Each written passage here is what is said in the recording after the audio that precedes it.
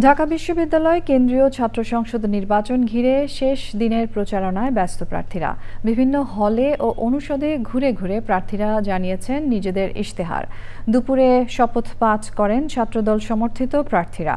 প্রথমবারের মতো ব্রেইল পদ্ধতিতে ভোটদানের সুযোগ ও জাল ভোট প্রতিরোধে কঠোর ব্যবস্থা নেয়ার কথা জানায় নির্বাচন কমিশন। লাইলা নওশিনের রিপোর্ট।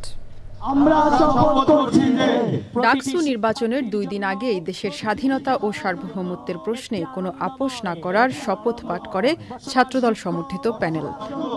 এবং নিরাপদ ঢাকা বিশ্ববিদ্যালয়। ঐতিহাসিক বটতলায় জাতীয় সংগীতের মধ্য দিয়ে শুরু হওয়া শপথ অনুষ্ঠানে অংশ নেন কেন্দ্রীয় সংসদ ও হল সংসদের ছাত্রদল সমর্থিত সব প্রার্থী। রাজনৈতিক সম্প্রীতি বজায়, গেস্ট রুম সংস্কৃতি ফিরিয়ে না আনা ও নারীদের জন্য নিরাপদ ক্যাম্পাস নির্মাণের শপথ করেন তারা। আমরা সবাই মিলে কাঁধে কাঁধ মিলিয়ে গণ অভ্যুত্থানের আকাঙ্ক্ষাকে ধারণ করি, গড়ে তুলি একটি সাম্য, মানবিক মর্যাদা, শিক্ষার্থী বান্ধব ঢাকা বিশ্ববিদ্যালয়। শেষ দিনের প্রচারণায় সকাল থেকেই ভোটারদের কাছে গিয়ে লিফলেট বিতরণ করেছেন প্রার্থীরা। শেষ দিনেও কমিশনের বিরুদ্ধে অভিযোগ করেন শিবির সমর্থিত প্রার্থী। জরুরি ব্রিফ করে বৈষম্য বিরোধী শিক্ষার্থী সংসদ।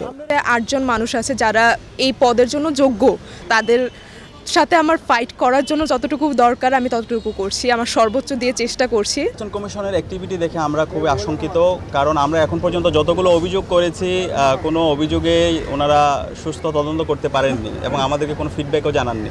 জামাতের লোকজন তারা বাড়িতে বাড়িতে গিয়ে কার বাড়িতে ঢাকা বিশ্ববিদ্যালয়ের তার ছেলে, তার মেয়ে, তার ভাই বোন ভোটতে তাদেরকে অনুরোধ করতেছেন যে শিবিরে যে মনোনীত প্রার্থী সাদিক কাইয়ুম কিংবা ফরহাদকে ভোট দিন। একটা কথাই বলতে চাই যে 9 তারিখে নির্বাচনের ফলাফল যাই হোক, আমরা ইতিমধ্যে জিতে গিয়েছি। আমাদের উপস্থিতির কারণে আজকে প্রতিক্রিয়াশীলতম গোষ্ঠীগুলিকেও বলতে হচ্ছে যে ঢাকা বিশ্ববিদ্যালয় ক্যাম্পাসে রাত 12টা পর্যন্ত মেয়েদের হল ওপেন রাখতে হবে।